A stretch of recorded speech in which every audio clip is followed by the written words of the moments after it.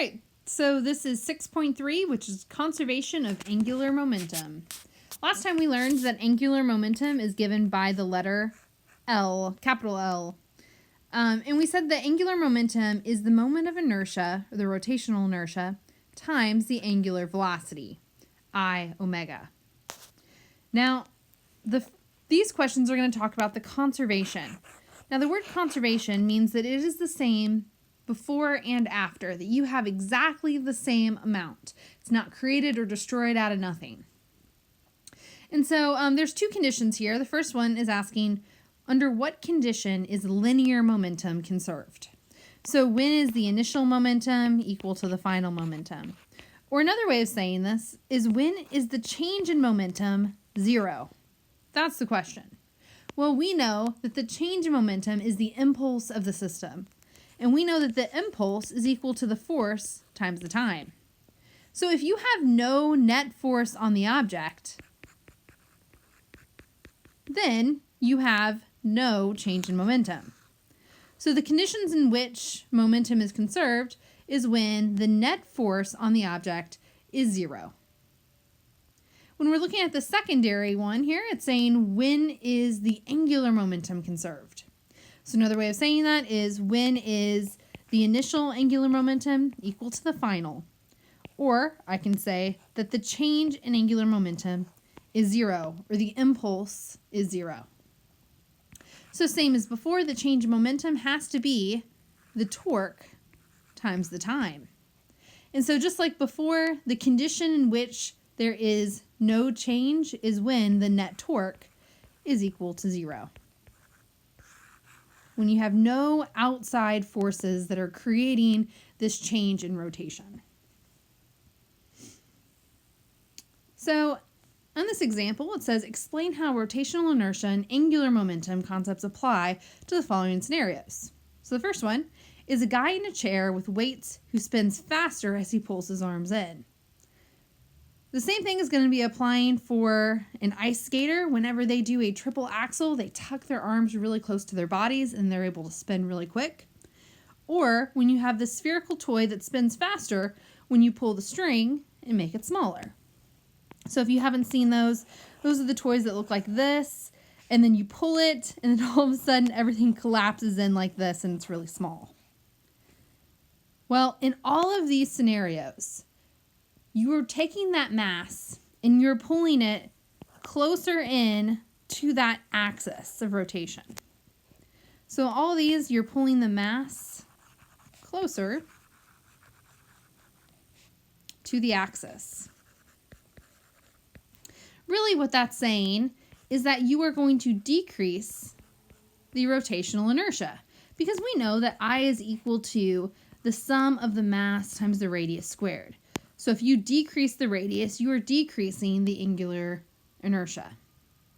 Now, because of this information, the other thing we need to look at is to look at the net torque. There is no net torque. So that tells us that we have a conservation of angular momentum. So I can say this, that L is constant.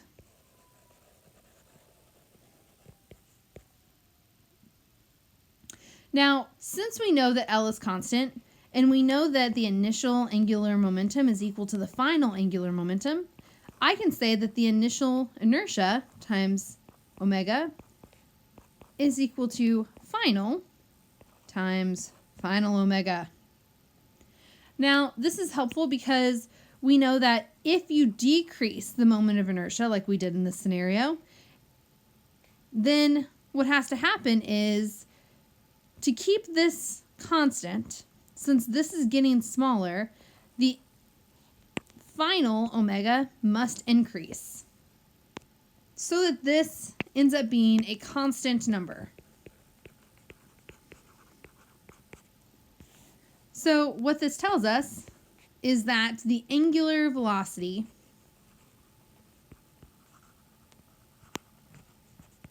will increase.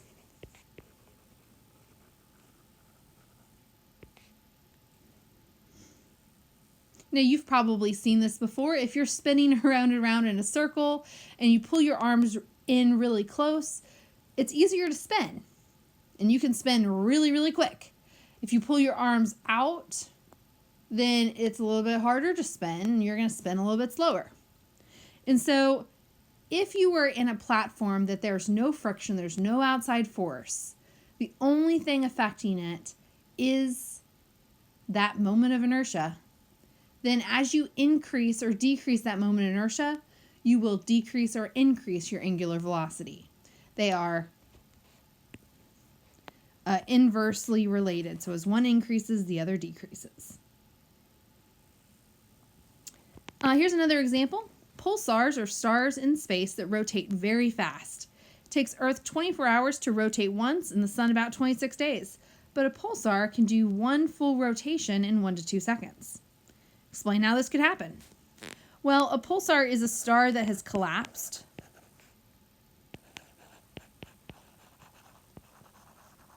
Due to gravity.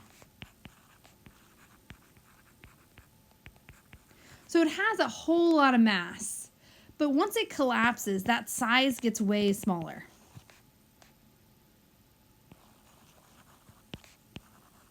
So that's telling us that more of its mass is really close to the axis. And just like before, we know this is constant. If you are going to decrease the size, you're decreasing your mr squared, then you're going to increase the angular velocity to kind of counteract that amount. Which explains why if you have the sun, which is very massive, and it took 26 days to make one rotation, when you collapse that down so that it's that same amount of mass, but in a very, very small area, it's going to be rotating incredibly fast, just so that it has the same exact angular momentum. Next example we have is a merry-go-round. If you haven't been on a merry-go-round, I feel like they've been taken out of playgrounds and they're so cool. But a merry-go-round is freely rotating with no friction at its axis and no motor to keep it going.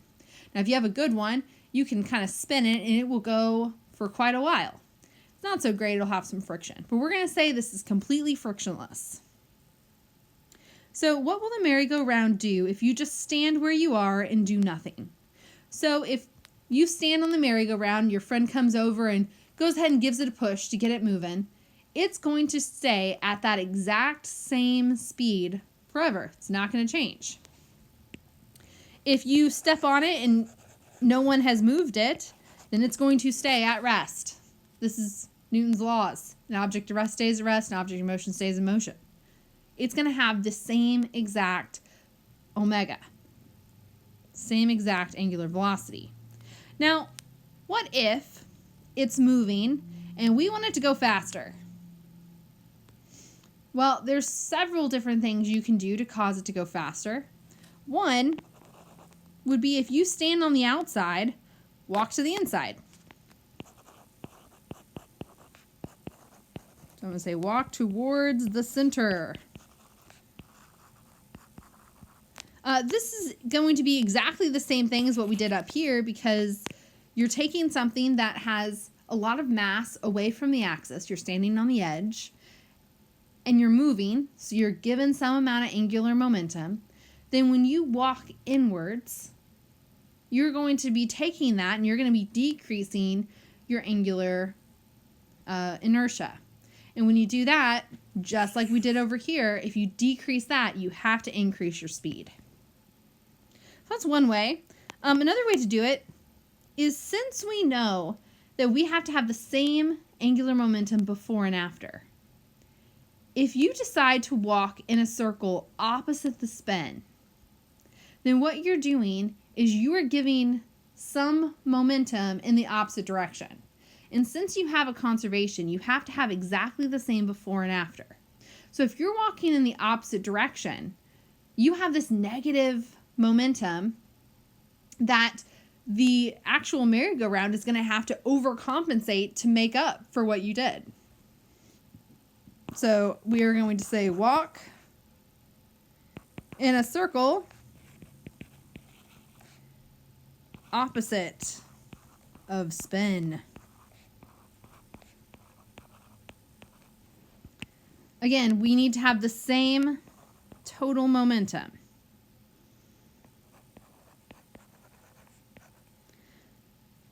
So the merry-go-round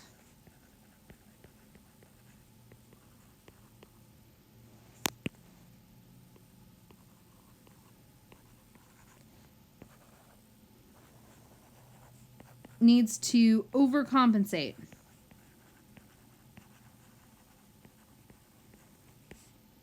Maybe not just over, but needs to compensate for your negative angular momentum to balance out, to make it equal. All right. Next page here. We have some more examples. So a student stands on a platform that can rotate freely. The student and the platform are not initially rotating, but the student holds a bicycle wheel that spins clockwise, as seen from above. If the student turns the wheel over so it now rotates counterclockwise, what will the student and the platform be doing? So what we're looking at is the student who is spinning the bike wheel clockwise. Well, typically clockwise is a negative direction, counterclockwise is a positive direction.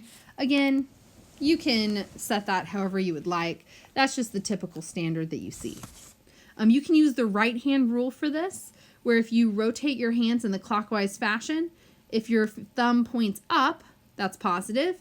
And if you rotate it in the other direction, so in the clockwise direction, your fingers are going to rotate around there. Your thumb naturally has to point down, so that means it would be negative. So typically, counterclockwise is positive, clockwise is negative. But again, as long as you keep it consistent, it doesn't really matter. All right, so they hold the bike wheel so that the bike wheel spins clockwise. So if I'm talking about the system here, the system is going to be the platform plus you plus the bike wheel. Well, the platform has 0 momentum. You have 0 momentum, but the bike wheel has this negative angular momentum, which means the whole system has, again, you're adding all these things together, it has a negative momentum from that bike wheel. Now, when you flip the wheel, you are turning that negative bike wheel into a positive angular momentum. Now, it's going the same speed, so that negative turns straight into a positive. Well, we have to have everything centered here. So you and the platform together have to have an angular momentum that is going to compensate because, again, if you have no outside force, the total momentum has to be that negative L. So to figure out what goes here, you just have to ask yourself, well, what plus L is equal to negative L? Well, we need 2 negative L's because we're canceling out one of them. Again, they have to have the same total. Here's our conservation. Conservation of angular momentum. So this means that you must have an angular momentum of -2 angular momentum, or twice that of the bike wheel. So you must be, what will the student and platform be doing? Well, the student and platform will spin,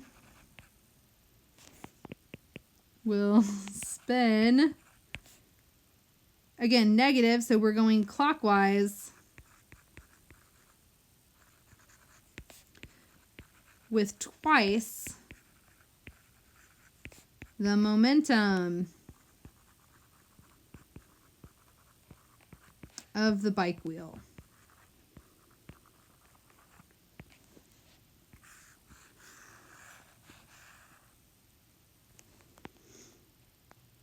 All right.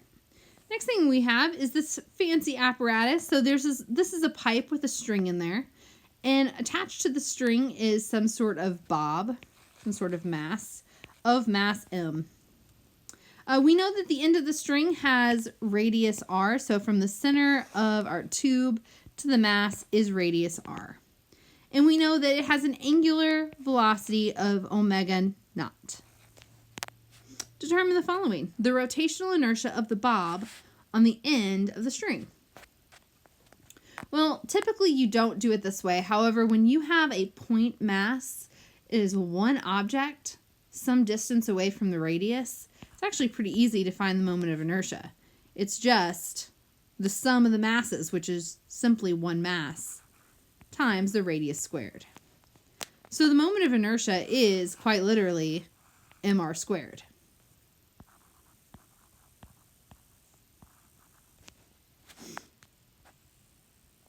Now what we want to do is use this information to find the angular momentum of the bob. So we want to find L naught.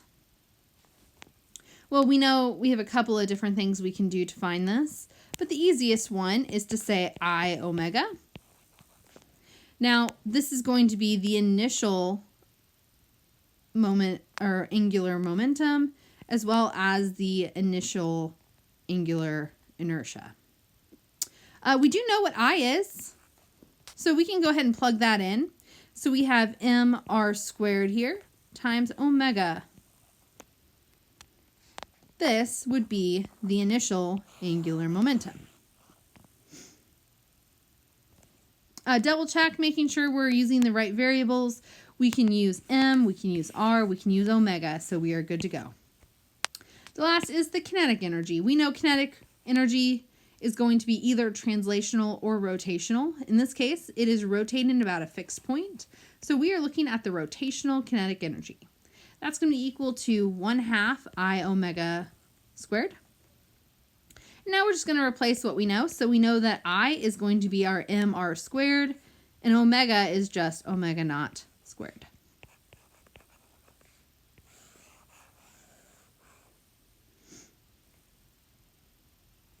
Now, the student is going to pull the string so that the radius of the circle decreases to this.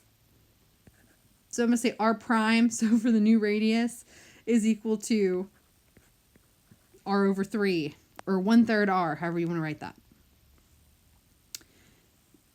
If you do this, if you decrease the radius here, now our ball is 1/3 the radius away. You have decreased that moment of inertia. You've made this closer because you've decreased r. If you do that, there is no net torque here. So if you do this, it's going to decrease I, which will then increase the angular velocity. So it's going to make it go faster. It's going to speed it up, which conceptually makes sense. If you think about spinning your keys, if you pull the string of your keys so that it shortens that rope, your keys are going to swing faster. And conversely, if you do the same thing, you let it out and you make the string longer, it's going to slow down a little bit. So what we want to do is figure out why the angular momentum remains constant. So why is it not changing? Well, the reason it remains constant is because the net torque is 0. The only force we have is the force of tension, but tension is on the axis. If it's on the axis, then the radius is 0, so the net torque is 0. Or you can think of it like this as well. You can think of it as the angle. We're doing r perpendicular, or you can think of this as theta. We're doing the sine of theta. Again, that angle is 0. So it makes the whole torque non-existent. And so because of that, we know there is no net torque. If there is no net torque, that tells us that the change in angular momentum is 0. Next thing says, determine the new rotational inertia in terms of our original I naught. Well, from above, we were told that I naught is equal to mr squared. But that's not what we're looking for here. I am asking myself, what actually is going on? What is that number multiplied by? Is it going to be bigger? Is it going to be smaller? And by what amount? What factor? Well, if you go back to the original equation, so if you're looking at the original moment of inertia, we know that the rotational inertia is the sum of the masses, which we have one mass, so it's mr squared. Now here's what's different. We're taking this r value and we are looking at 1/3 of r. That's our new radius. Now again, don't forget the whole thing is squared. So when I do this, I'm going to distribute that square and I have m times 1/9, because that's 1/3 times 1/3, times r squared. Now I'm going to write it like this. I'm going to say 1/9 mr squared. And this right here, the mr squared, is really your I naught. So I can say that my new inertia is 1/9 of the original. That is my answer. So I'm going to take that value and I'm going to multiply it by 1/9. That's what I'm doing in this case. Now looking at the next part, it says determine the new rotational speed. All right, this is omega in terms of omega naught. So again, I want to know, what would I need to multiply that original value by to make this either bigger or smaller? Well, I know that the change in momentum is 0. It is not changing. So I have this equation right here, where L is equal to I omega. And I know that this right here is going to be constant. I know this because the change in our angular momentum is 0. And I do know that my new guy has a new angular inertia of 1/9 the old stuff. So essentially, I want to figure out what's going here so that it cancels out so that I still have 1 L. Well, just by looking at this, we can kind of determine if we're going to multiply by 1/9, I'm going to need to be able to multiply by 9 over here, so that the 1/9 and the 9 cancel. So my new omega is going to be 9 times my original. And that is my answer. Another way you can look at this is if you rearranged for omega and you did L over I. And then again, realize this is 1/9 I naught. And again, you're just rearranging it. If you divide by a fraction, it's the same as multiplying by the reciprocal. So it'd be 9 times L over I naught, which again just tells you that it is 9 times omega naught. So that's kind of another way to do it if you're just rearranging it before you actually solve. They do the same thing. The last one here is asking us to determine the new kinetic energy. We are looking at the kinetic energy, which is 1/2 I omega squared. Now we know a couple of things. We know that I changes. We also know that omega changes. So when I write this out, I have 1/2 I, which is now 1/9 of I naught, times omega, which is 9 times omega naught squared. So this is our original, and now we're looking at, okay, what does it happen afterwards? And what is it in terms of I naught and omega naught? Well, here's kind of the kicker. Normally these would cancel out. However, this is squared. So because this term is squared, we really have 2 9s over there. So really, this is the same as doing, we have the 1/2 and 81. Well, I'm sorry, 1/9 and 81. So if we do 1/9 times 9 squared, which is the same as 81, times all this gobbledygook over here, 1/2 I naught omega naught squared. Okay, well this whole gobbledygook stuff becomes the original kinetic energy. And the 1/2 times 9 squared, well, one of those 9s goes away and we just have 1 9 left over. So our new kinetic energy is 9 times the original. So omega was times 9, kinetic energy was also times 9. And those are our answers.